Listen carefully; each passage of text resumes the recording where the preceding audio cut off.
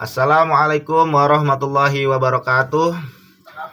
Kami dari kelompok 6 ingin mempresentasikan organisasi Kafta. Sebelum itu izinkan saya memperkenalkan kelompok kami. Yang pertama ada Aisyah Nur Huwaidah, kedua Irsyad Nurfalah, yang ketiga Yelika Abigail Monolimai.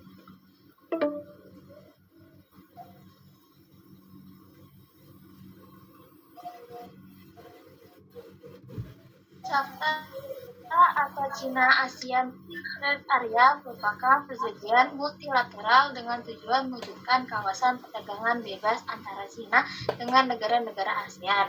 Awal mula berdirinya Kafta adalah keinginan China dan negara-negara ASEAN untuk bekerja sama dalam perdagangan guna meningkatkan pertumbuhan ekonomi mereka. Kerjasama ini ditandatangani di Phnom Penh, Kamboja pada 4 November 2002. Kawasan perdagangan bebas pada 1 Januari 2010.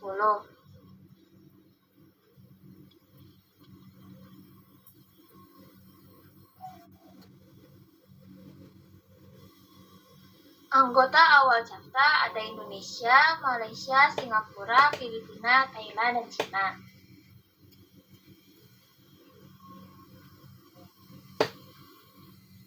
Anggota tambahan Kafta ada Myanmar, Laos, Brunei Darussalam, Vietnam, dan Kamboja. Kemudian ada tujuan dari organisasi Kafta. Yang pertama, liberasi perdagangan barang maupun jasa. Yang kedua, meningkatkan kerjasama perdagangan, ekonomi, serta investasi di antara negara-negara anggota. Yang ketiga, meningkatkan daya saing pasar industri. Dan yang keempat, diciptakannya sistem transparansi perdagangan supaya dapat mempermudah pengawasan. Lalu selanjutnya ada program yang dijalankan oleh Kafta. Beberapa di antaranya adalah yang pertama, menerapkan sistem perdagangan bebas. Yang kedua, peningkatan akses pasar barang dan jasa. Yang ketiga, mempermudah peraturan dan ketentuan investasi. Dan yang keempat, melaksanakan konferensi rutin antar negara anggota. Lalu ada dampak, di sini ada dampak positif dan dampak negatif. Dampak positif dari Kafta untuk Indonesia adalah yang pertama, harga produk barang dan jasa semakin murah karena penghapusan biaya masuk. Yang kedua, meluasnya pasar ekspor dari komoditas Indonesia. Yang ketiga, meningkatkan kualitas dan kuantitas produk barang dan jasa.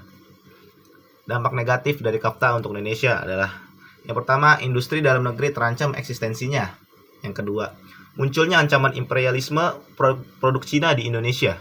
Yang ketiga, munculnya eksploitasi besar-besaran terhadap sumber daya alam Indonesia.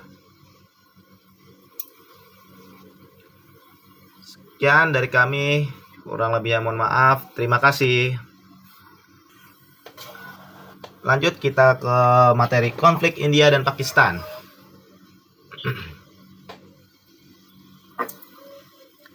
India, dengan nama resmi Republik India, adalah sebuah negara federal yang bersistem parlementer dengan berbentuk republik konstitusional di Asia Selatan dengan garis pantai sepanjang 7.000 km dan bagian dari anak benua India.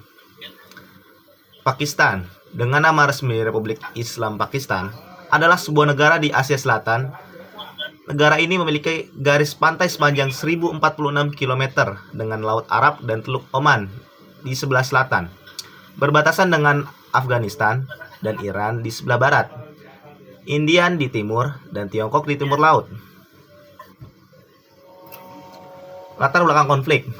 Konflik ini berawal ketika India dan Pakistan resmi berpisah sejak diumumkannya kemerdekaan kedua belah pihak pada tahun 1948.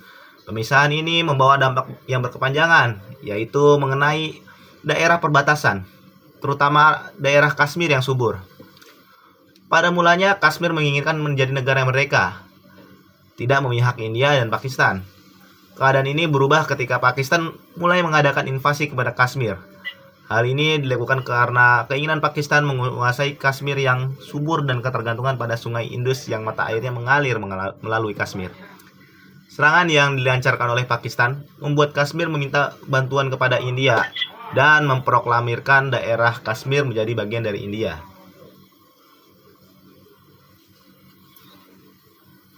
Ketegangan meningkat hingga pertikaian antara pengawas perbatasan meningkat menjadi perang besar-besaran pada tahun 1965. Pada tahun 1971, India dan Pakistan kembali berperang singkat di Pakistan Timur dengan pasukan India membantu wilayah tersebut memperoleh kemerdekaan.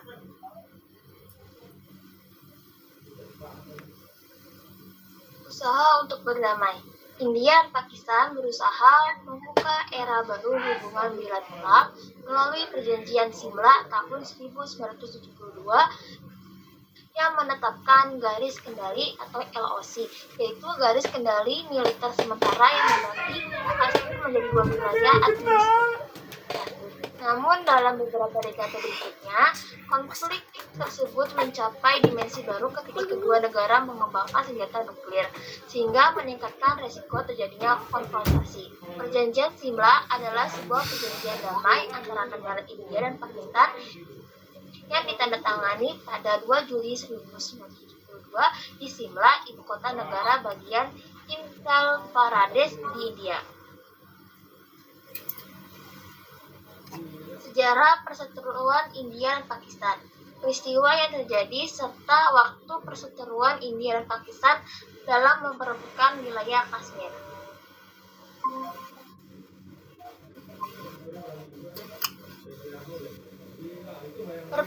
Pemisahan dan konflik pertama 1947 sampai 1948.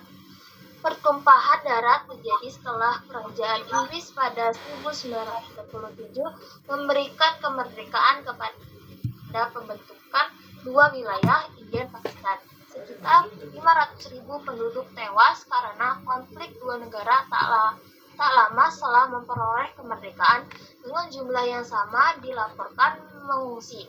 Perang besar Pakistan-India pertama untuk memperebutkan Kashmir terjadi pada Oktober 1947 atau 2 bulan setelah kedua negara berdiri. Perang India-Pakistan kedua 1965. Konflik kedua terjadi pada April 1965 ketika India dan Pakistan mempersoalkan batas Kashmir sebelum Islamabad mengklaim kemenangan. Baku tembak kemudian meletus lagi ketika Pakistan melancarkan serangan rahasia melintasi garis gencatan senjata ke wilayah Kashmir pada Agustus 1965. Kelahiran Bangladesh 1971. 6 tahun kemudian, kedua negara kembali angkat senjata setelah Pakistan Timur yang berlokasi di sebelah India meminta kemerdekaan dari Islamabad. Setelah konflik mengalami eskalasi, terjadi perang sipil, 10 juta orang melarikan diri ke India. Memberi alasan Delhi melakukan intervensi militer, Pakistan kemudian menyerah dalam pertemuan di Dhaka dan sebanyak 90.000 tentara menjadi tahanan perang India. Pakistan Timur pun merubah nama menjadi Bangladesh setelah deklarasi kemerdekaan pada 6 Desember 1971 dengan Pakistan mengakuinya 3 tahun kemudian. Kedatangan pejuang Muslim 1989. Tumbuhnya kebencian Muslim terhadap pemerintahan ditambah masuknya milisi di Kashmir pasca kedua Uni Soviet dari Afghanistan membuat konflik kembali pecah di 1919. Pakistan memberi dukungan diplomatik dan moral terhadap pergerakan itu. Namun Delhi menuduh tetangganya sedang melatih dan menyediakan senjata kepada kelompok separatis. Selama bertahun-tahun kemudian, sentimen anti-India di Kashmir berubah menjadi gerakan nasionalis menjadi keagamaan. Selanjutnya, perseteruan Kargil tahun 1999. Kontak senjata dua tetangga kembali pecah setelah India melancarkan serangan udara melawan milisi yang disokong Pakistan setelah memasuki Kargil yang dikuasai India di tahun 1999. Serangan itu kemudian berubah menjadi perang kedua negara dengan puluhan ribu orang mengungsi dari garis perbatasan. Selanjutnya, serangan berdarah ke politisi tahun 2001. Sebanyak 38 orang diberitakan terbunuh dalam serangan mematikan Dewan Sinagara, wilayah Kashmir, India pada Oktober 2001. 1 bulan kemudian, 14 orang tewas dalam baku tembak yang terjadi di gedung parlemen India di New Delhi. India pun menyalahkan Pakistan. Hingga saat ini, ketegangan pun terus membara dengan isu yang bergulir adalah masalah Kashmir serta tuduhan Pakistan mendukung kelompok teror. Meskipun tidak ada gencatan senjata dari dua negara ini, namun belum ada tanda-tanda perdamaian secara resmi dari kedua negara ini. Ya, kurang lebihnya mohon maaf. Sekian dari kami. Wassalamualaikum warahmatullahi wabarakatuh.